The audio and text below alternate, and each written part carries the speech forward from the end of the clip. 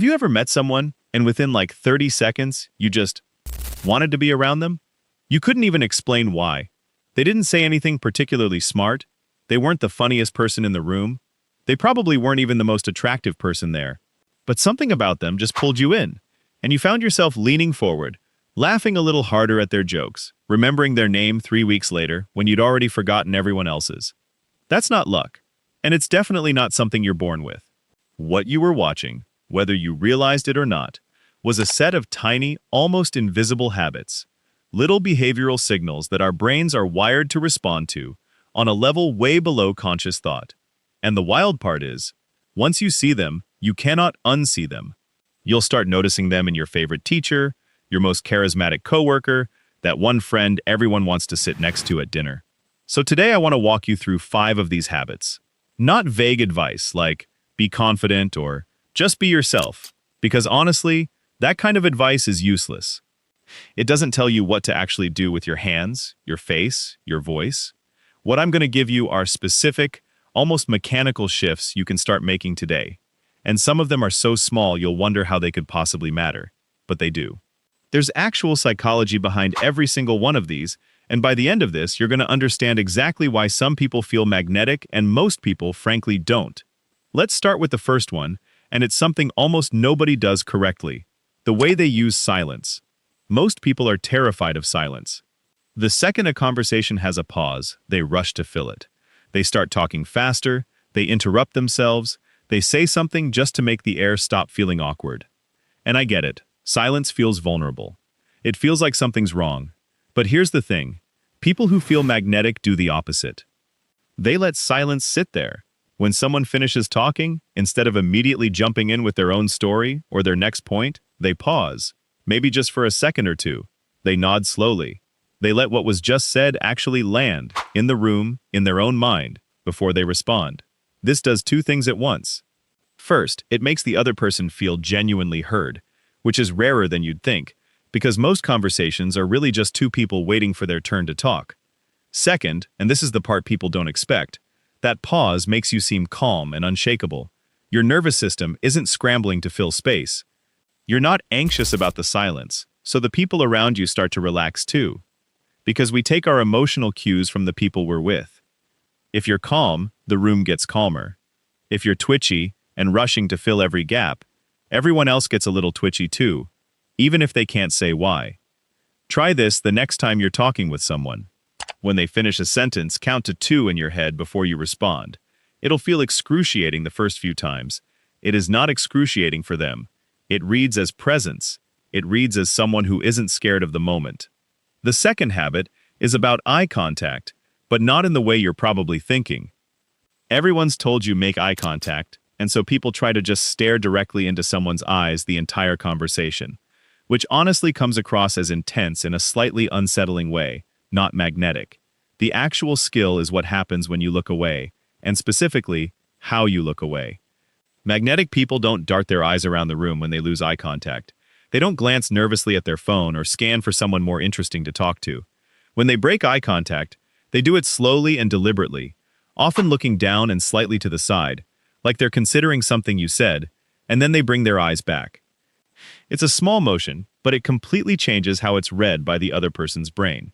Fast, darting eye movement signals anxiety or disinterest. Slow, deliberate movement signals thoughtfulness, and thoughtfulness reads as respect. There's actually a term for part of this in psychology. It's related to what's sometimes called a triangle gaze, where instead of locking onto just the eyes, your focus softly moves between someone's eyes and the rest of their face, in a relaxed, unforced pattern. It keeps the interaction warm instead of intense. So if you've ever felt awkward doing prolonged eye contact, that's actually a sign you're doing the rigid version. The relaxed version, the one that reads as magnetic, allows natural movement. It just controls the speed of that movement. Third habit, and this one surprises people every time I bring it up. Magnetic people remember and reuse details. Not in some manipulative, look how much I remember about you way. It's subtler than that. If someone mentions, even offhand, that they're stressed about a work project on Thursday, a magnetic person will bring it up again later, maybe days later. Hey, how'd that thing on Thursday go? That's it. That's the whole move. Think about how rare that actually is. Most people are so wrapped up in their own internal monologue that details other people share just evaporate. When someone remembers something you mentioned once, in passing, weeks ago, it sends an incredibly strong unconscious signal. I was actually listening to you. You mattered enough for me to hold on to that. And that feeling of being truly registered by another person is something most of us are quietly starving for, because most interactions we have are surface level and instantly forgotten by both sides.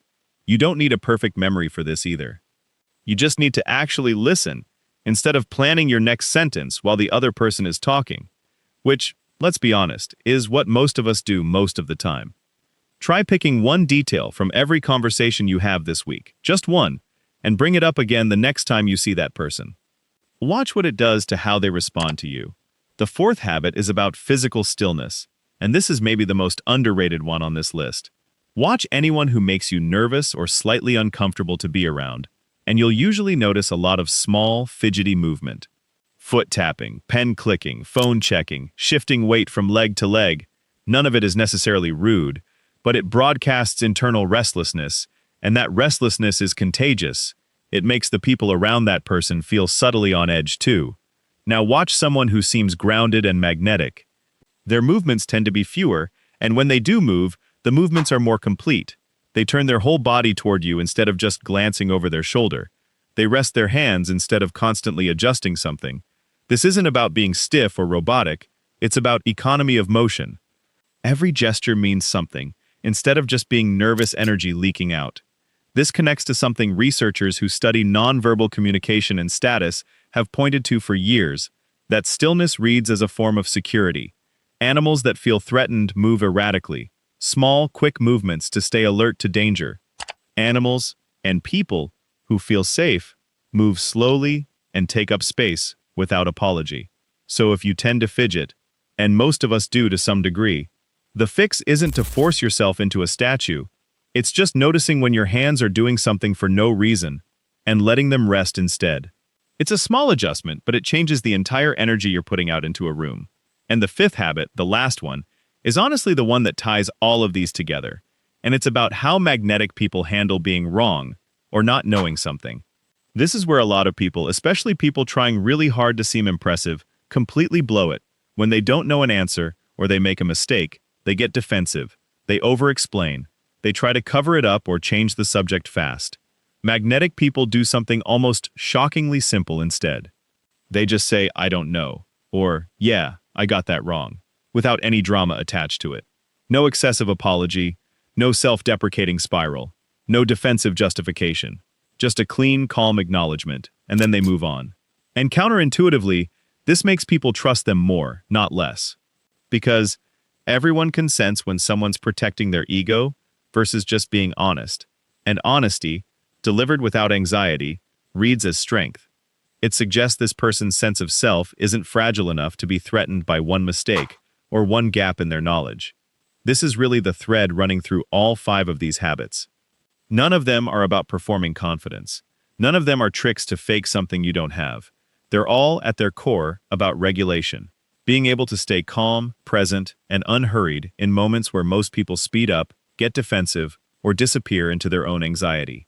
That's what reads as magnetic. Not perfection, not being the smartest or the funniest person in the room, just being the person who isn't scrambling.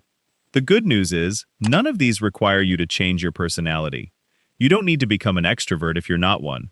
You don't need a new haircut or a new wardrobe or some radical confidence transplant. You just need to practice these 5 small mechanical shifts, one conversation at a time, until they stop feeling like a performance and start feeling like just how you naturally show up. Start with just one this week.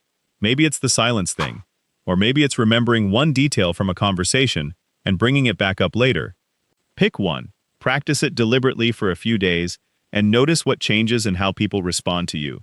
Because that response, the way people lean in a little more, relax a little more around you, that's the real signal that this is working, way more than anything you could tell yourself in your own head.